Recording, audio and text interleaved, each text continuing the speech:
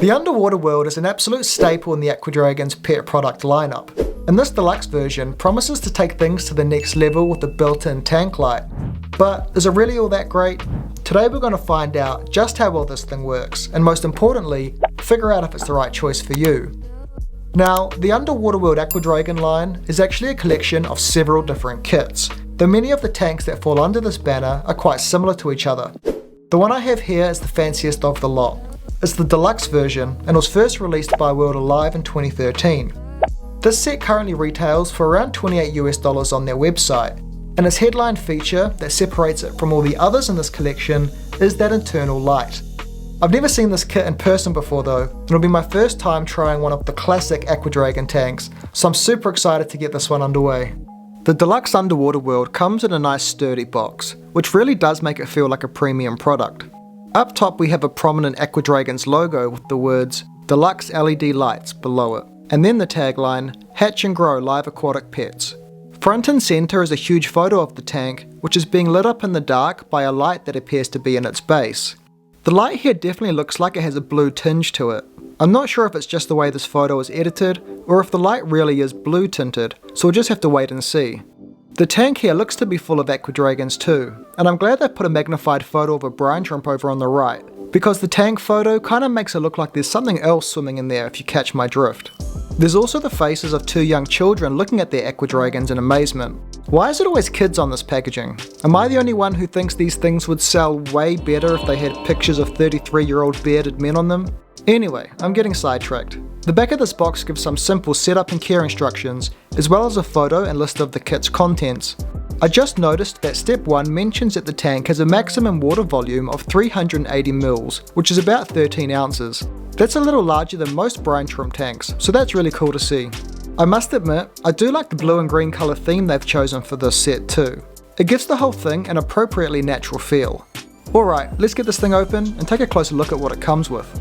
I've actually had this box sitting on my desk staring at me for a few weeks now, but I've had so many other videos on the go that I haven't really had the time to film this one, so I'm glad to finally be getting it underway. The way they've packaged this is really nice. Everything's securely tucked into its own little cubby, which makes this unboxing experience quite pleasant. I'm kinda just used to everything being thrown into a box, so it clearly doesn't take too much to impress me. The Deluxe Underwater World kit comes with 4 pieces of paperwork, which we'll go over very quickly. The first is a battery instruction sheet. Not particularly interesting. I don't really know what to call this next one. It kinda just tells you how you can get in touch with the AquaDragon's company if you're having trouble raising your pets. On the back is some info about AquaDragon's game on the App Store. How did I not know about this? Let's quickly check it out. Okay, so I just spent about 10 minutes playing this. It's like an RPG where you take the role of an AquaDragon who's on a journey to find its lost parents. Along the way you learn about how to take care of AquaDragons and interesting information about aquatic animals. The game is definitely made for kids, but honestly I'm quite impressed. I had low expectations, but it's actually not terrible for like a 10-year-old. Okay, moving on. Next is a certificate of adoption for you to fill out with your name and address, and promise to care well for your pets. The last of our paperwork is an instruction manual with steps for getting your tank set up, as well as general info about our team here. The back page has some cool diagrams showing their life cycle and anatomy too. The next pieces we'll take a look at are the 3 tank accessories. There's a 3mm pipette, a small feeding spoon, and a plastic magnifier that's supposed to help you see your baby AquaDragons more easily. I much prefer the approach of including these handheld magnifiers rather than building magnifying lenses into the tank walls where they kinda just get in the way, so this is nice to see. Just like all AquaDragon kits, this one comes with 2 pouches.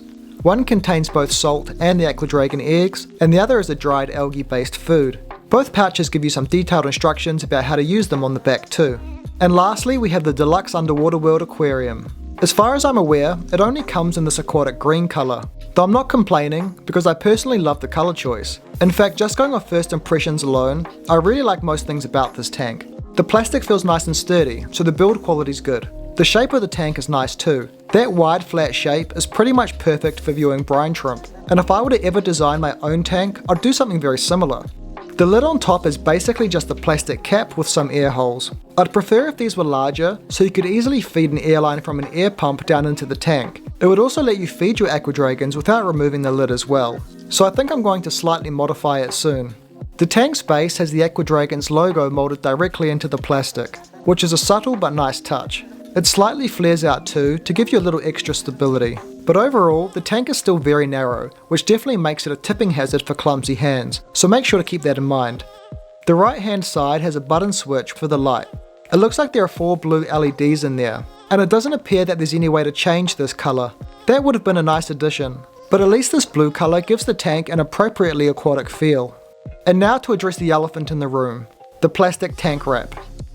Yeah, I hate it. I mean, at least it has a nautical coral theme, but it obscures the view into the tank, which would make it difficult to enjoy watching your aqua dragons swim. And really, that's my favourite thing about these products. The way our Oomiee gracefully move about the tank is just so elegant, and I find it relaxing to watch. So, I only have one option.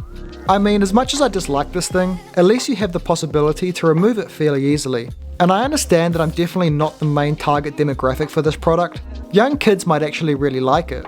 I can imagine them getting the impression that their aqua dragons are swimming amongst corals and seaweed rather than just an empty tank. But for me, this thing's gotta go.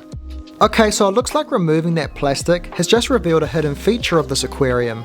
The seam running around the top here appears to be another lid which you can just crack off. It has a much larger opening than the small green one. A lid on a lid. This thing's like lidception. This one makes it a lot easier to use an aquarium heater with the tank, so I'm stoked I found this. Now before I set up the Deluxe underwater world, I'm going to quickly modify the little green lid so that the air holes at the ends are a bit larger. This will let me easily feed an airline into the tank so that I don't have to manually aerate the water every day. And it will also allow me to feed them the aqua dragon food without taking the lid off. It's a small change, but a real quality of life improvement. Alright, that looks like it'll do the trick. Let's finally get this thing set up. The first step is to pour bottled water into the tank. The plastic wrap had a water level fill line on it, which I obviously don't have anymore, so I'm just going to take it a couple centimeters below the large lid seam. The exact amount of water doesn't really matter too much anyway. Now I need to pour in the egg packet.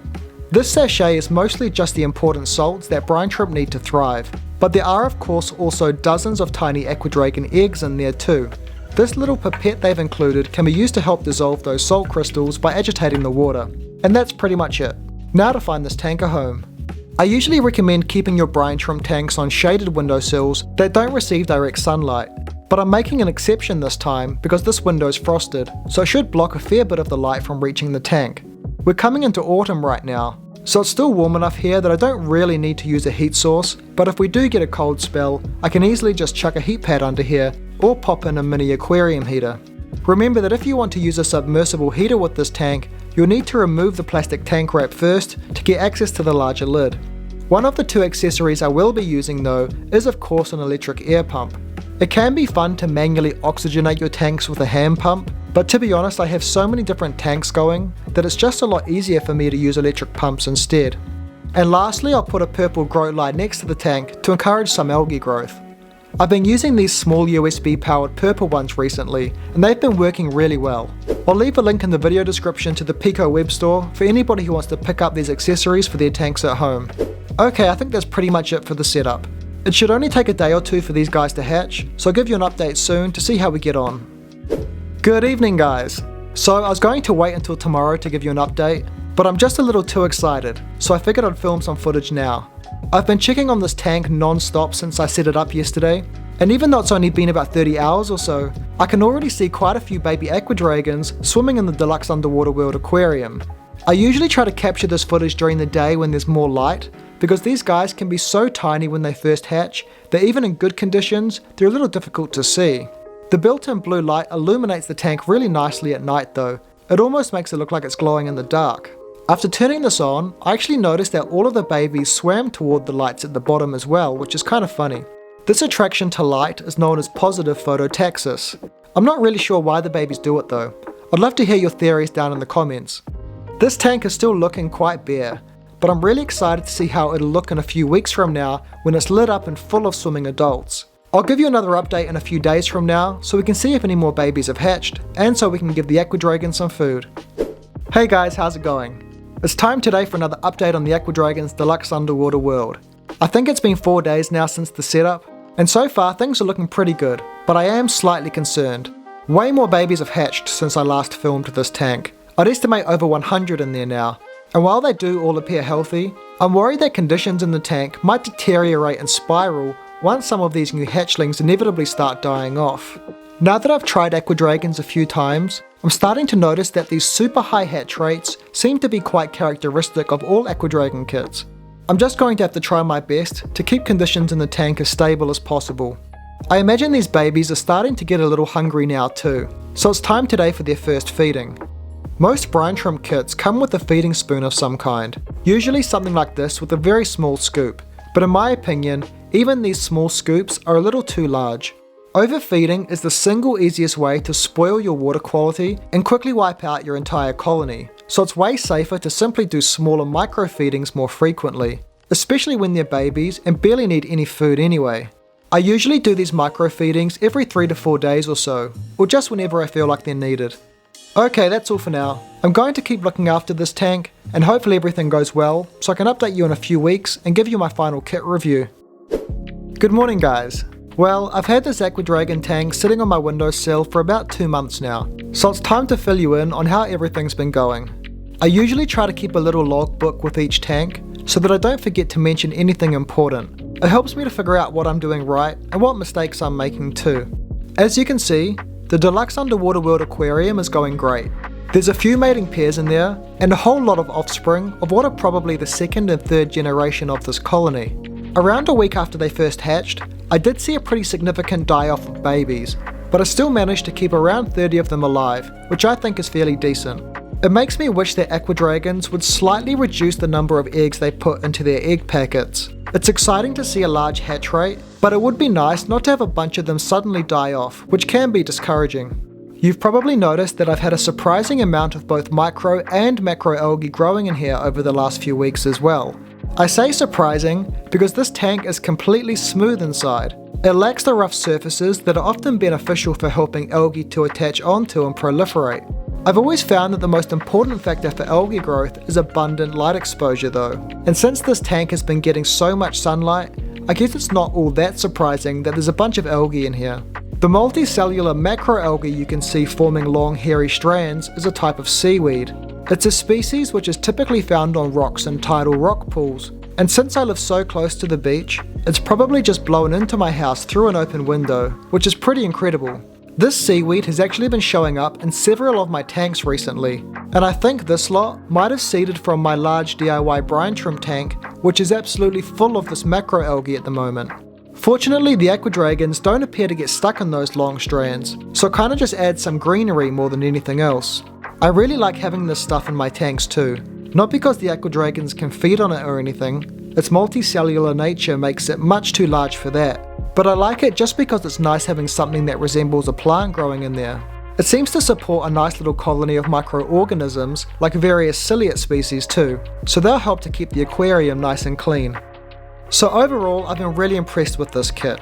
The tank's shape is really nice. I love these flat designs because they make viewing your aqua dragons so easy to do, while also allowing plenty of light to enter the tank.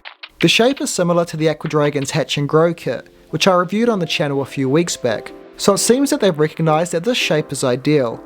Now when it comes to tank colour, everybody has their own preferences, and while it would be nice to have other colour options for the Deluxe Underwater World, I personally love the green they've decided to go with. It seems like the most appropriate choice given the aquatic nature of the product, and it complements the green algae growing in here as well. If you really did want another colour though, Aqua Dragons offers a similar kit with the Sea Friends tank, which comes in yellow, pink, blue, and a lighter lime green.